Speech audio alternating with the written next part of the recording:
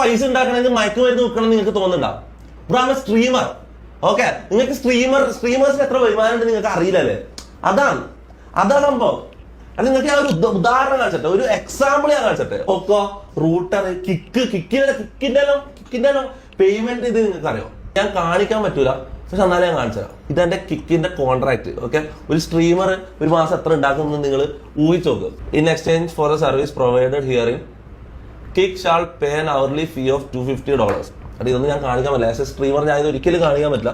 ഞാൻ ഒരു ദിവസം 8 മണിക്കൂർ 5 മണിക്കൂർ മിനിമം സ്ട്രീം ചെയ്യും. 5 മണിക്കൂർ കൂടിപ്പോയ 8 മണിക്കൂറിൽ ചെയ്യും. എനിക്ക് ഒരു മണിക്കൂറിന് കിക്ക് തന്നുകൊണ്ട് അത് അവർലി ഫീ ഓഫ് $250.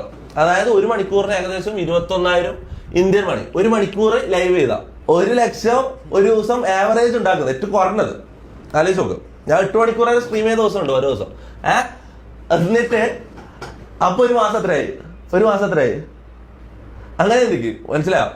അതായത് ഒരു ദിവസം സ്ട്രീം ചെയ്ത 1 ലക്ഷം റുപ്യ സ്ട്രീമിംഗ് പ്ലാറ്റ്ഫോം മാത്രം തരും. പിന്നെ സൂപ്പർ ചാറ്റ്, ഗൂഗിൾ പേ അങ്ങനെ ആയിട്ട് കുറെ പൈസ അവിടെ വരും. പിന്നെ പ്രൊമോഷൻസ് അത് ഇത് അങ്ങനെ പറയും, ഇനോഗ്രേഷൻസ് അത് ഇതായിട്ട് അങ്ങനെ പറയും. അങ്ങനെ വരുന്ന ഞാൻ എന്തിനാടാ മയക്കുമരുന്ന് കച്ചവടം ചെയ്യുന്നത്? എനിക്കെന്താ തലയിൽ ഓളം ഉണ്ടാ?